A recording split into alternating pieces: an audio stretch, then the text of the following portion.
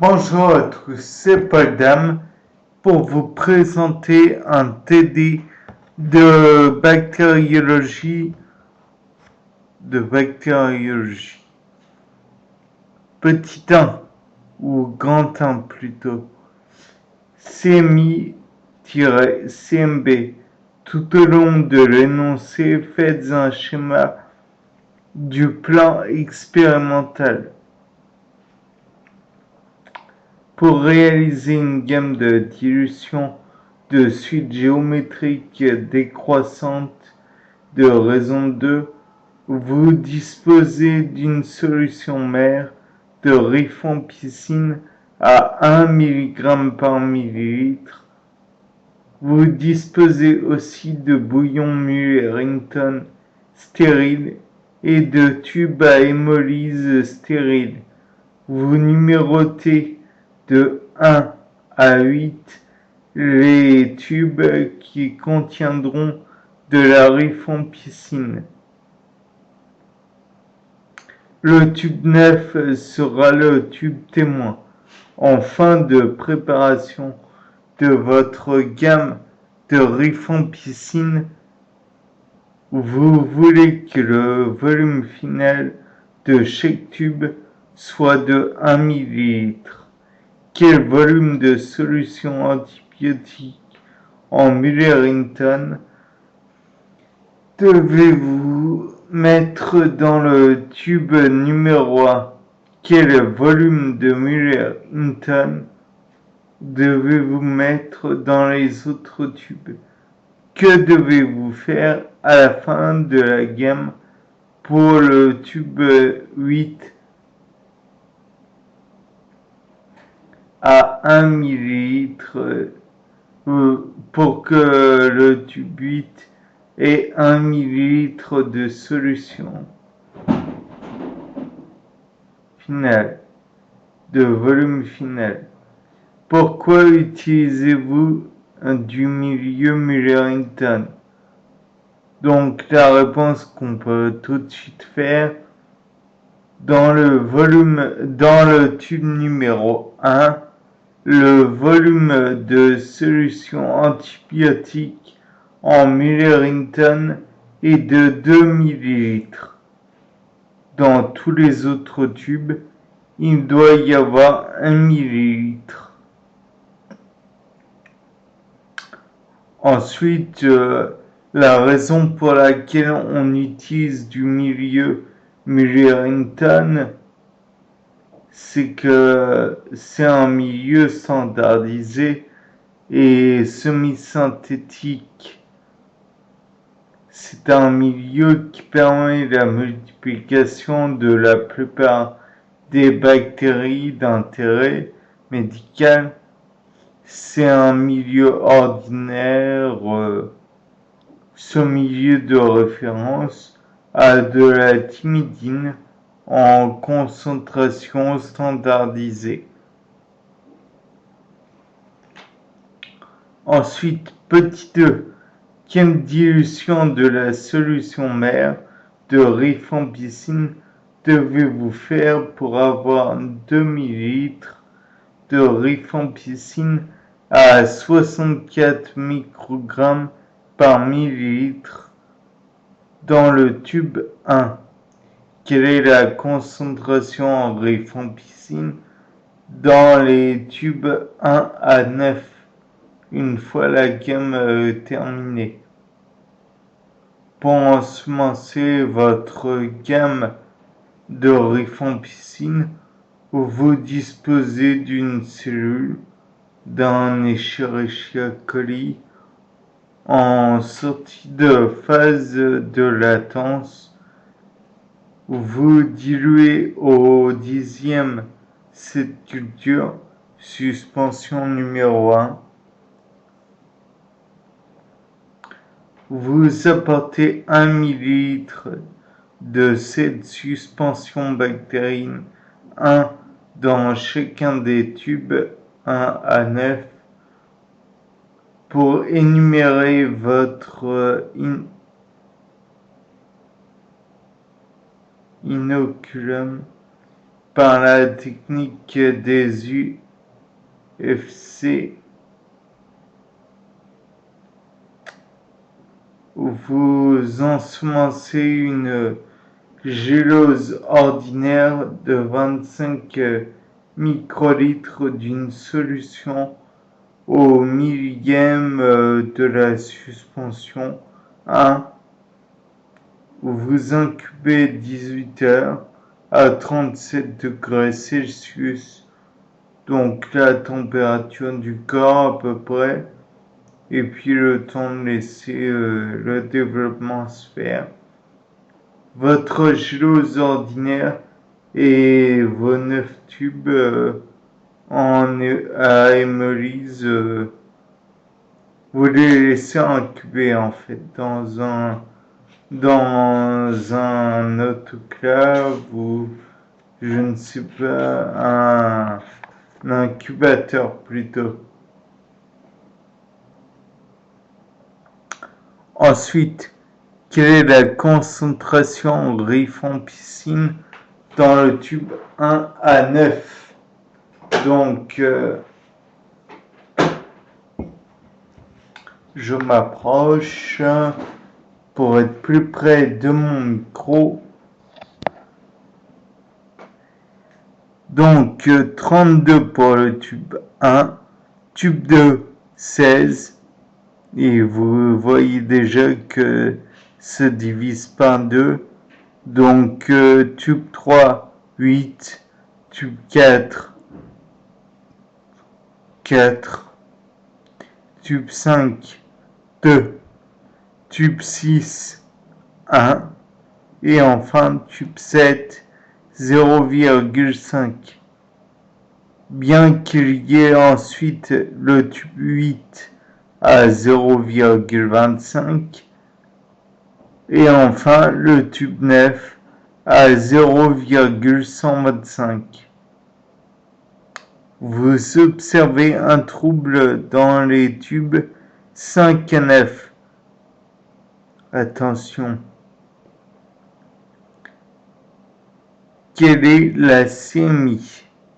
Sachant que le tube 5, c'est le tube A2 et le tube 9, c'est le tube 0,125. Donc la CMI est, roulement de tambour, je vous prie,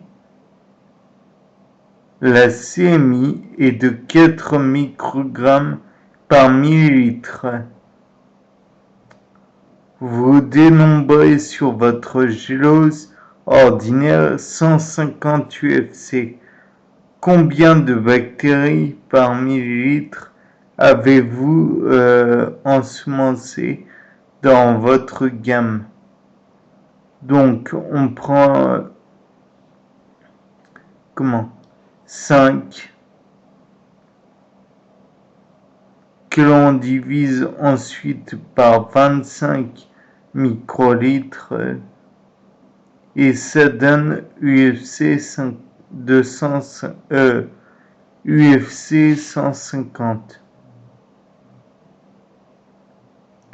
N'importe quoi, en fait, oubliez ce que je dis. Dans 25 millilitres, vous avez 150 UFC. Donc, vous divisez 150 par 25, ce qui est tout à fait faisable, puisque ça donne, alors 150 divisé par 5, ça donne 30. 30 divisé à nouveau par 5, ça donne 6.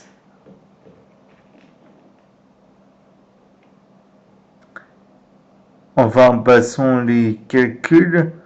Et dans 1 millilitre, donc, comme on a 1 millilitre, on a 1000 microlitres. Jusque-là, pas de problème. Faut juste convertir. Puis ensuite, c'est 150 fois 1000 fois 1000, donc 150 millions en somme, mais divisé par 25, ce qui donne 6 fois 10 exposant 6 UFC. Exposant, c'est la même chose que puissance. Si votre inoculum avait été de 3 fois 10 exposant 8, la CMI aurait été inférieure ou supérieure. La CMI aurait été supérieure si notre inoculum avait été de 3 fois 10 puissance 8. Oui, forcément.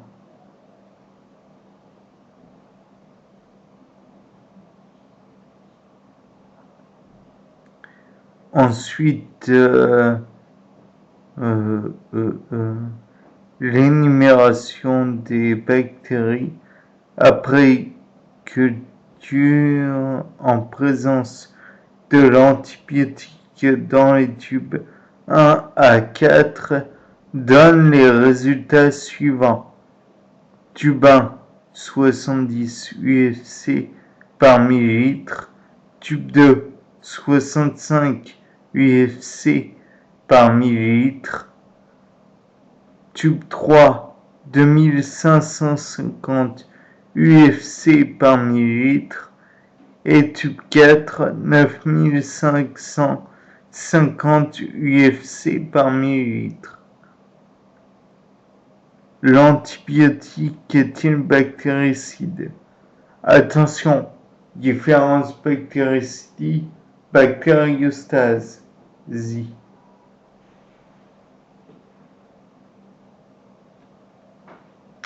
Donc l'antibiotique est bactéricide car on a de moins en moins de bactéries.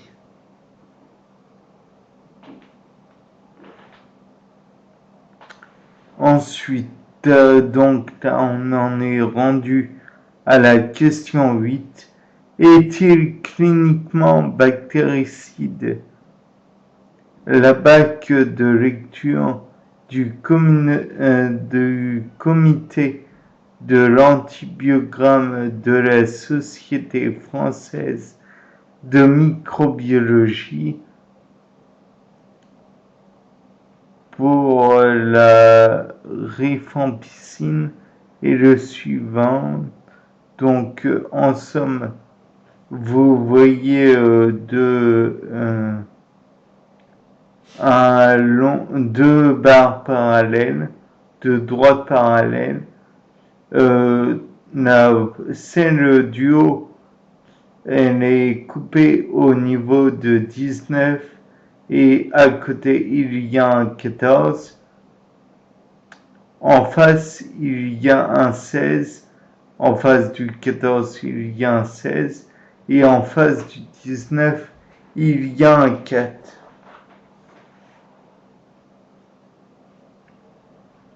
La région avant le 19 est une région unie où il n'y a rien.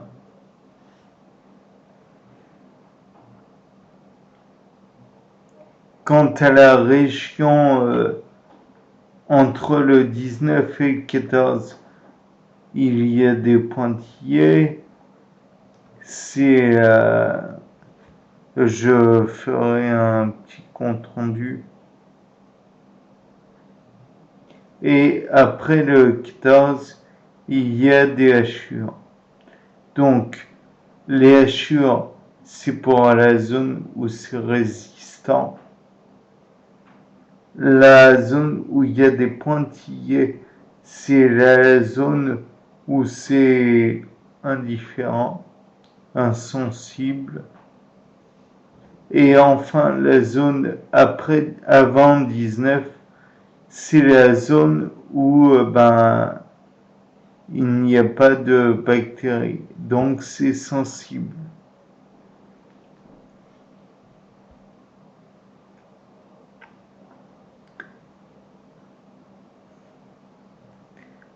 autre chose. Donc CMB sur CMI égale 16 sur 4 égale 4. Donc si CMB sur CMI est inférieur à 4, cliniquement, il n'est pas bactéricide. 9. Ça avance. Quelles sont les conditions où placeriez-vous? Quelles sont vos conclusions? Où placeriez-vous une CMI de 1 microgramme par millilitre? Quel serait le diamètre correspondant? Bon, bah là, je ne vous fais pas de dessin. Je ne peux pas vraiment plus. Néanmoins, ce que j'ai dit précédemment est toujours valable. Une zone où on a deux barres droites parallèles, où il y a 3 points, le 0, le 14 et le 19, et le numéro complémentaire est... Non, c'était une mauvaise blague. Et dans l'autre sens, pour la parallèle, 0, 4, 16. Sachant que donc ils ont relié le 4 et le 19 et le 16 avec le 14. Donc ça donne la zone sensible, la zone indifférente, insensible, et enfin la zone résistante, qui est de 0 à 14.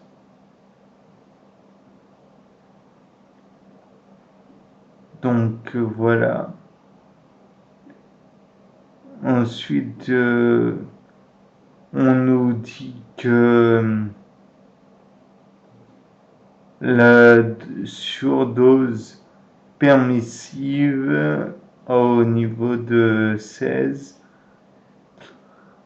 Que savez-vous d'Escherichia coli? 10e question. Donc, on peut dire que Escherichia coli fait partie des entérobactéries. C'est une bactérie gram- de forme bacille, donc vous savez, ovale globalement, très globalement. Ne pas mettre ovale comme unique réponse à bacille. Mais si l'on voulait une représentation, c'est globalement ovale. S'oppose donc aux coques qui, eux, sont ronds. Ensuite, les Escherichia coli, ils vivent dans les intestins et supportent l'oxygène. Elles peuvent être pathogènes. Donc, si elles supportent l'oxygène, elles sont aérobies facultatives. Bien, qu'est-ce que je peux vous dire de plus? Ah oui,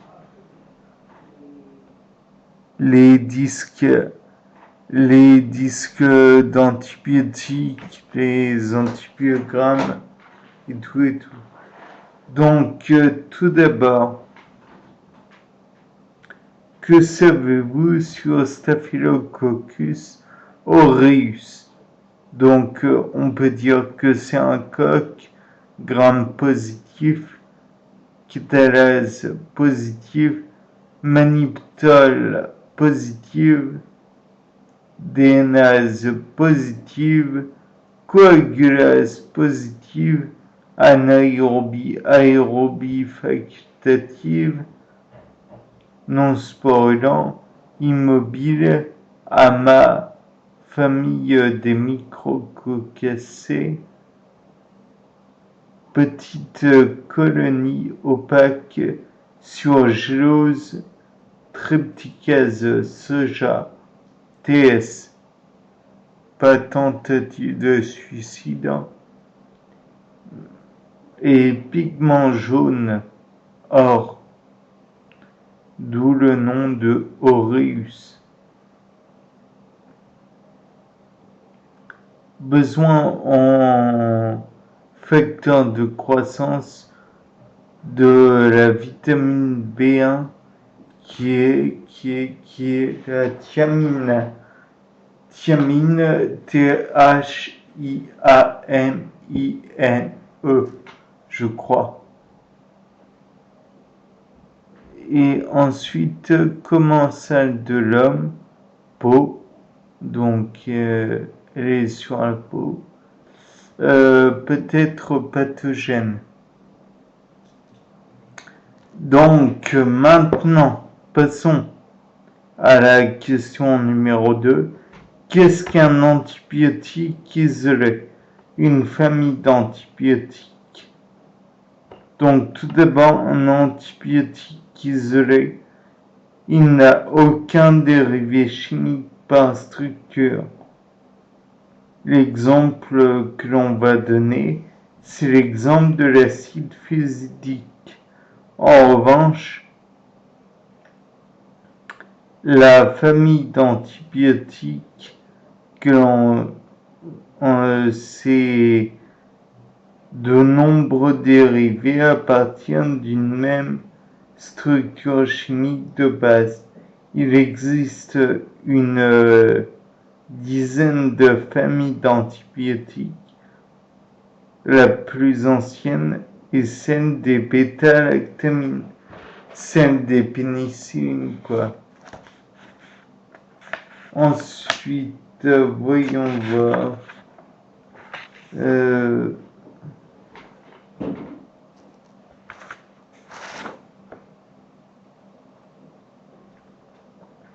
À quelle famille d'antibiotiques appartiennent les molécules qui vont être citées après? Quelles sont leurs cibles? Donc tout d'abord, nous avons l'amoxicilline, bêta-lactamine bien connue, pénicilline donc, comme famille la bêta-lactamine, je répète. La cible, c'est la paroi inhibition des PLP, des des PLP. Pas de réticulation par absence d'activité transpeptidasique et carboxypeptidasique. L'amoxicilline plus l'acide clavulanique, AMC donc, association d'une bêta-lactamine et d'un inhibiteur de bêta-lactamase de type A. Acide clavulanique bloque l'action de l'enzyme. Il permet à l'amoxicilline de retrouver son action, puisqu'il n'y a pas d'enzyme pour dégrader la pénicilline ou la bêta-lactamine. Ensuite, méthicilline, bêta-lactamine, donc pénicilline encore. Premier antibiotique à avoir été créé pour pallier à la synthèse d'une bêta-lactamase par inhibition comme cible donc paroi inhibition des PLP, pas de réticulation par absence d'activité transpeptidasique et carboxypeptidasique.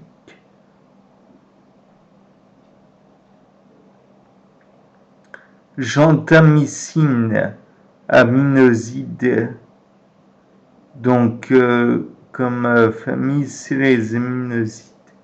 La cible, donc traduction des ribosomes SU30S, gêne l'association entre mRNA et ribosome, la traduction est erronée. Ensuite, les sulfamides, famille et sulfamides. Voie des folates, donc vitamine B5, je crois, pas sûr. Enzyme 1 après le PABA. Trémétoprime. On dit souvent que TMP est de la famille des sulfamides et association. Voie des folates, enzyme 3 entre DHF et THF, acide nalidixique, le Na, quinolone, donc comme famille c'est les quinolones, je répète. Les cibles c'est la gyrase, réplication et transcription. Polymyxine PB, polymyxine B, pardon, PB. Polypeptide, donc, comme famille, et la cible, c'est la membrane externe des grammes négatifs, destruction. Érythromycine, E, avec comme famille les macrolides, ribosome, traduction SU50S, bloque la translocation RNA-T chargée entre mâles au site A. Ensuite, la question qui suit. Définissez ce que veut dire RIS. Donc, tout d'abord, ce sont les notions liées à la clinique, sachant que R, échec thérapeutique, parce que résistance, les doses d'antibiotiques nécessaires à la bactériostase de la bactérie sont inatteignables in vivo. La CMI est supérieure au max de la concentration sérique de l'antibiotique atteignable in vivo. I. Possibilité d'échec thérapeutique. S. Succès thérapeutique. La CMI est inférieure aux concentrations sériques qui sont présentes dans le sang du patient pour une dose usuelle d'antibiotiques. Interpréter les résultats pour les souches RIS. Donc, et 7, qu'on va sûrement faire en même temps. Donc, indiquer l'ordre de grandeur de leur sémi.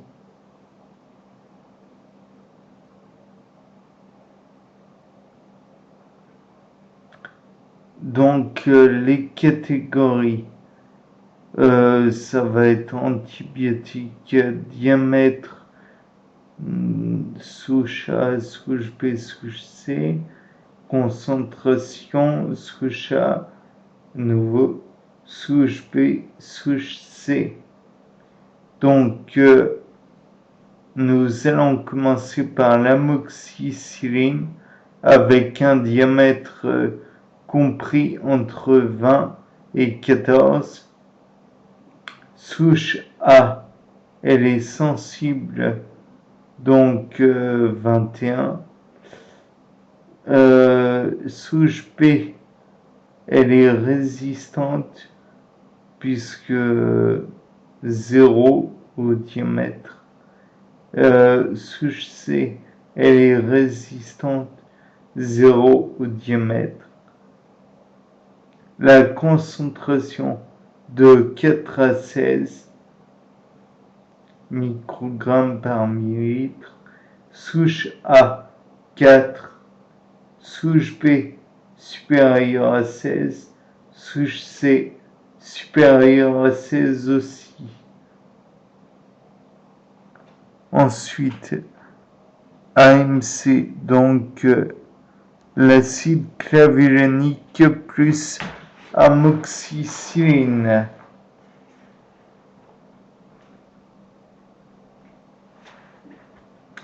Donc diamètre, encore une fois, 21 à 14, 21 sensible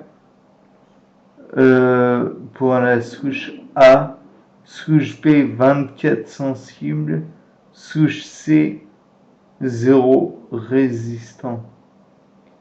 Concentration 4 à 16 microgrammes par millilitre, souche A 4, souche B inférieure à 4, souche C supérieure à 16.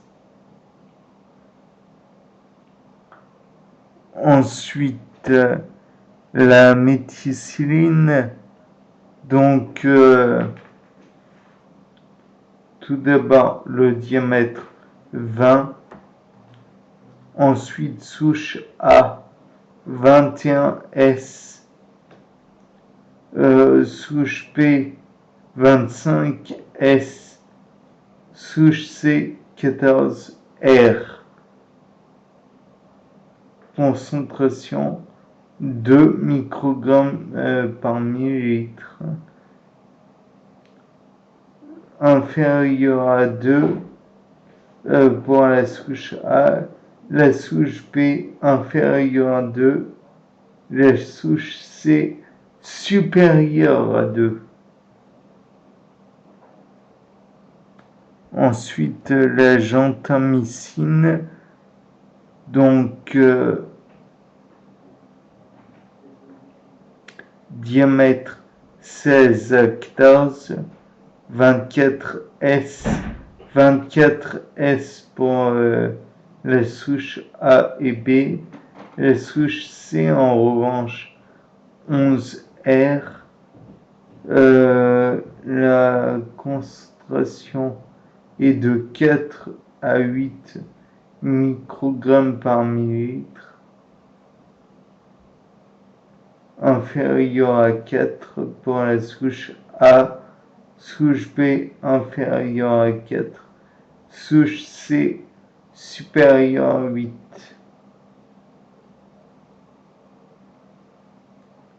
Bien, ensuite, les sulfamides,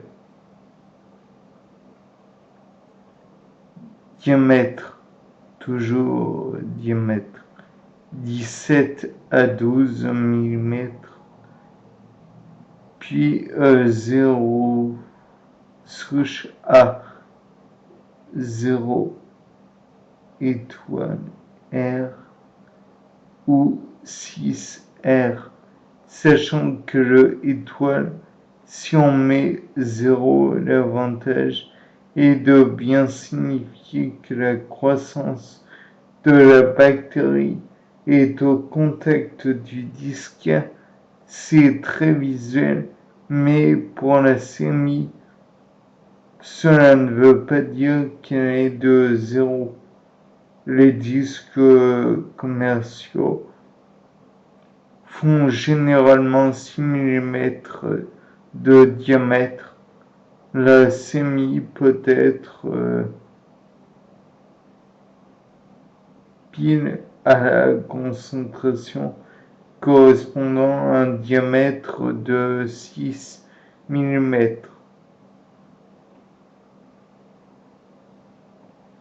Par la suite, pour souche B, oui, 0,3. Pour la souche C, 24S, concentration 64,256, sachant que souche A supérieure à 256, pareil pour la souche B, et la souche C inférieure à 64.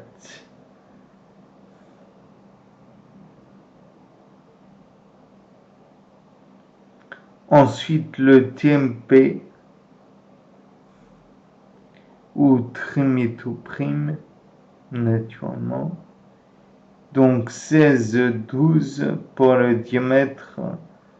La souche A, donc 0 résistance ou 6 résistance.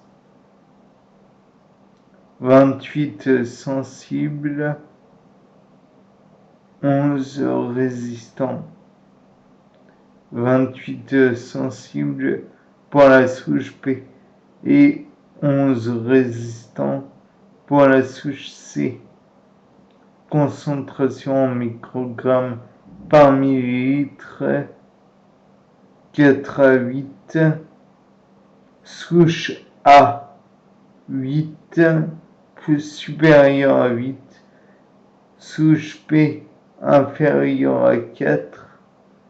Souche C supérieure à 8. Ensuite, l'acide nalidixique 20 à 15 pour le diamètre, 0 R ou 6 R pour la souche A. Ils ne disent rien pour la souche B et la souche C. En revanche, concentration de 8 à 16 et naturellement il n'y a que la souche A où c'est supérieur à 16. 8. Donc les polymyxines B. Donc dans ce genre de cas, diamètre à 15 mm. Pardon, 15 mm. Il n'y a pas de souche A, pas de souche B, et la souche C est 10 R. La concentration est de 2 microgrammes par millilitre, ce qui donne que seule la souche C est supérieure à 2. Et enfin, le 9e, donc l'érythromycine, 22 à 17 mm, souche A, ils ne disent rien, souche B 24S, souche C 17I et concentration en microgrammes par millilitre, 1,1 à 4, 1,4, souche A, 4, souche B, non, la souche A, il n'y a rien. La souche B, 4, et la souche C, rien. Indiquer si des images de synergie et d'antagonisme sont visibles. Donc les parties 7 et 8 font partie de ce que l'on appelle interprétation d'antibiogramme. On relève dans un premier temps les valeurs de diamètre, puis on détermine si c'est RIS, puis on recherche les synergies, les antagonismes possibles. Souvent, ces images permettent de se mettre sur la piste des mécanismes de résistance. Donc, voilà. Et si vous voulez, antagonisme, c'est qui se bloque ou qui gêne les antibiotiques se gênent en somme. Et quand s'agit en synergie, c'est un antibiotique qui facilite l'action d'un autre, qui augmente l'action d'un autre. Bien. Indiquer si les résistances sont acquises ou naturelles. Justifiez vos réponses.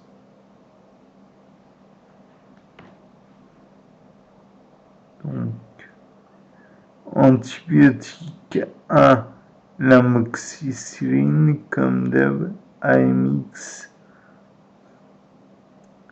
Donc, avec 21S pour la souche A, 0R la souche B, 0R la souche C.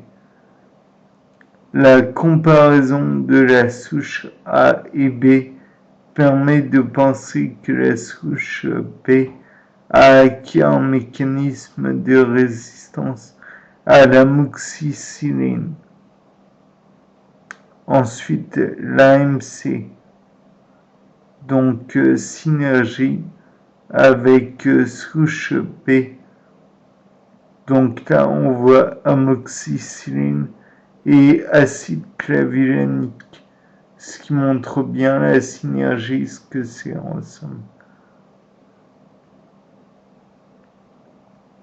Avec la souche B, acide clavulanique restaure de l'activité. On est obligé de dire que la souche B produit une bêta-lactamase de classe A. Puis ensuite la ME, méthicilline. La souche C est résistante aux 3 bêta-lactamines, comme on est avec méthicilline. Il faut immédiatement penser à la résistance croisée due au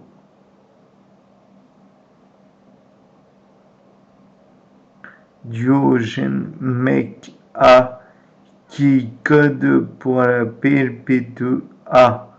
C'est une résistance acquise. On appelle ces S aureus les SARM ou MRSA en anglais. Ensuite, GM ou gentamicine. 24S pour la souche A, souche B 24S, 11R pour la souche C. La comparaison souche A et B avec C permet de penser que la souche C a acquis un mécanisme de résistance à la genthiamycine. C'est logique avec le fait que la résistance PLP2 est associée avec une acquisition de R à certains aminosides, voire courts. 5. 3S. Donc là, c'est les sulfos, je ne sais plus comment. Donc, synergie. 3S TMP avec la souche P, il y a inhibition séquentielle d'une même voie métabolique, celle des folates. 6 TMP, on n'observe pas de synergie avec la souche C entre 3S et TMP. Pourquoi? Parce que TMP agit après 3S dans la voie métabolique. 3S inhibe l'enzyme 1, TMP n'inhibe pas l'enzyme 3. Pas de synergie visible. Quand 3S et TMP sont sensibles tous les deux, la synergie se voit. Elle se voit d'autant mieux que si 3S a un diamètre plus petit que celui à TMP, par contre, si TMP est résistant et 3S est sensible, la synergie ne se voit pas. On peut penser par comparaison entre souches ABC que les résistances à 3S et TMP sont acquises. 7. Acide nalidixique. Donc, dans le cas de la souche A, 0R ou 6R, mais rien pour les souches B et C. Il faudrait avoir mis l'acide nalidixique sur les souches B et C pour trouver la piste. En fait, c'est une résistance naturelle. Seuls les fluoroquinolones sont actifs sur les coques plus, grammes plus. Les anciennes quinolones le sont que sur les grammes négatifs, surtout les bacilles comme Escherichia coli.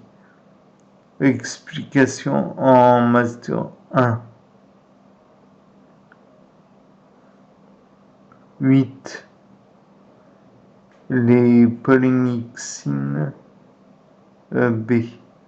Donc, souche A, rien. Souche B, rien.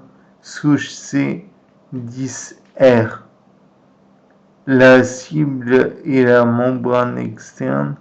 la cible n'existe pas chez les Gram+, donc résistance naturelle. Et enfin, le 9, je crois que c'est l'érythromycine.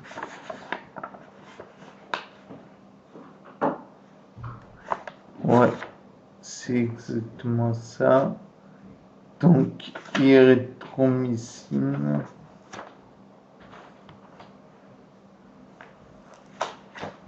Handicap. Donc, érythromycine. Donc, souche A, rien. Souche B, 24S.